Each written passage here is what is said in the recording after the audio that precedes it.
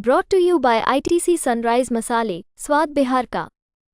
बड़े भाई की भूमिका में रहेंगे हम लोग, एनडीए को वापस सरकार बनाएंगे। इस बार फिर से बड़े भाई की भूमिका में आएंगे।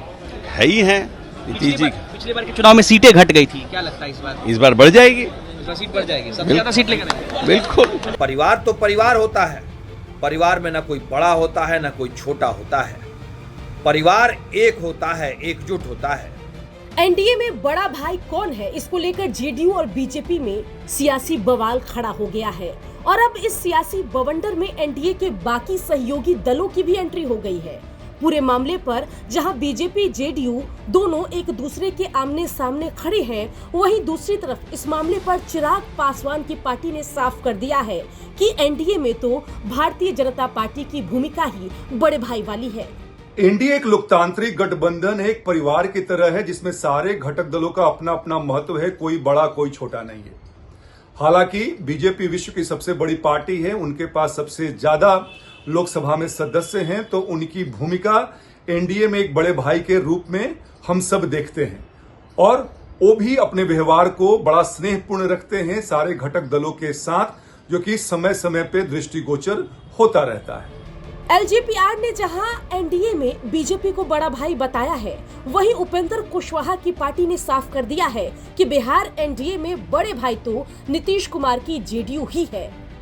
किसी भी गठबंधन में मुख्यमंत्री स्वतः रूप से बड़ा भाई होता है।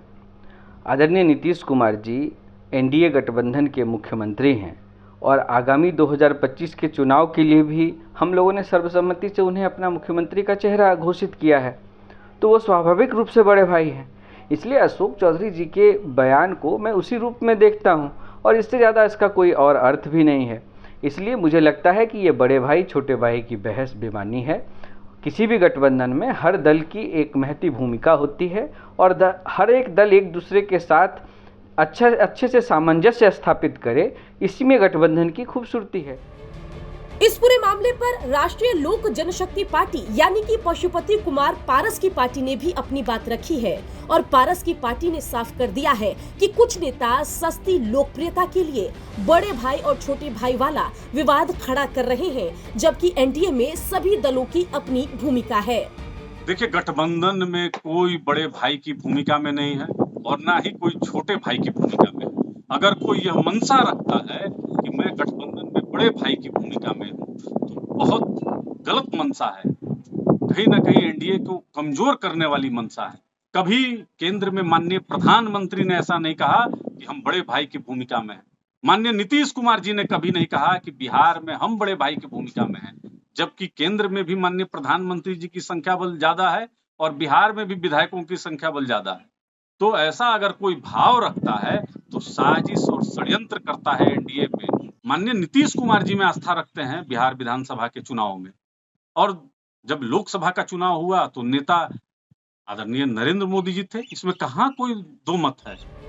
इस पूरे मामले पर जीतन राम मांझी की पार्टी ने भी अपनी बात रखी है। उसने भी यही कहा है कि एनडीए में बड़े भाई और छोटे भाई वाली कोई बात नहीं है। हमारे हिसाब से जनता के बीच में या कार्यकर्ताओं के बीच में सबका सम्मान है और सबकी भूमिका है।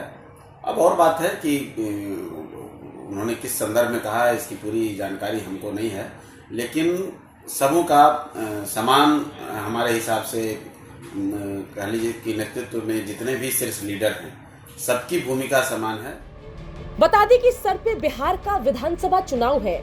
लोकसभा में जहां बीजेपी जेडीयू की संख्या बिहार में बराबरी वाली है, वहीं बिहार विधानसभा 2020 के नतीजों को अगर हम देखें तो बीजेपी के विधानसभा सीटों की संख्या जेडीयू से कहीं ज्यादा है। ऐसे में बड़ा सवाल है कि बिहार एनडीए में इस बार बड़े भाई की भूमिका में कौन होगा। इस पूरे मामले पर बीजेपी जेडीयू जहां आमने सामने है, वहीं बाकी दल भी अपनी राय रख रहे हैं। देखने वाली बात होगी कि सीट शेयरिंग के बाद किस पार्टी के सीटों की संख्या कितनी होती है और जिसके सीटों की संख्या सबसे ज्यादा होगी उसी की भूमिका बड़े भाई वाली मानी जाएगी। ब्यूरो रिपोर्ट, बिहार तक।